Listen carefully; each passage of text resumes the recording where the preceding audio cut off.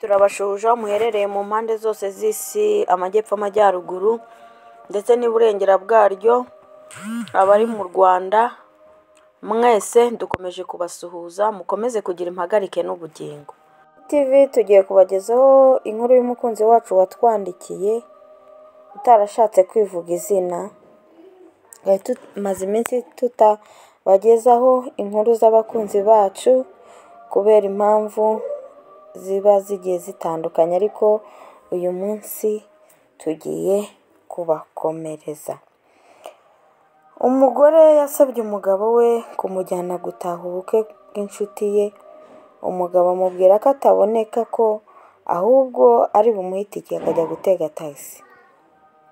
Umugabo yahise ajya muri ofisi ku kazi, umugore nawe ajya mu bukwe.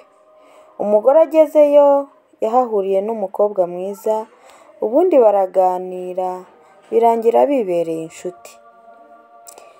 Niyo mpamvu baravuze, umunyarwanda yaciye umugani aravuga ati inshuti iva ku nzira. Ubukwe buhumuje, umugore yagombaga gutaha.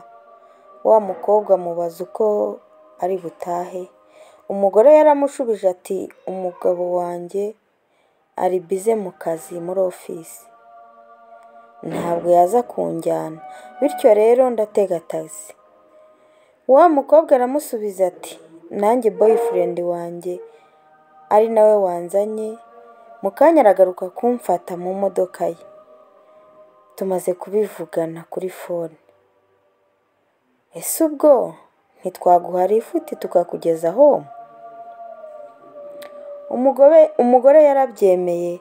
Hashize akanya gato imodoka ibirahageze. Umukobwa yicaye imbere yegeranye na sheri we, abwira umugore kwicara inyuma.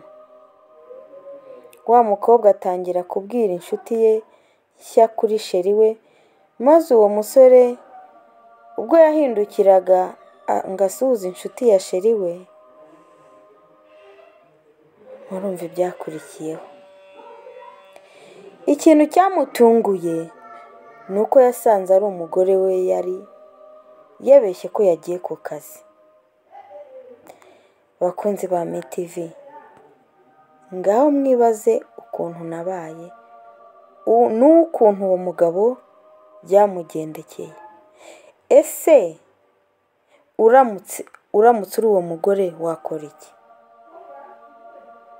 Ikindi kibazo kiragira ati ese bwo uramutse uri uwo mugabo we wakora iki?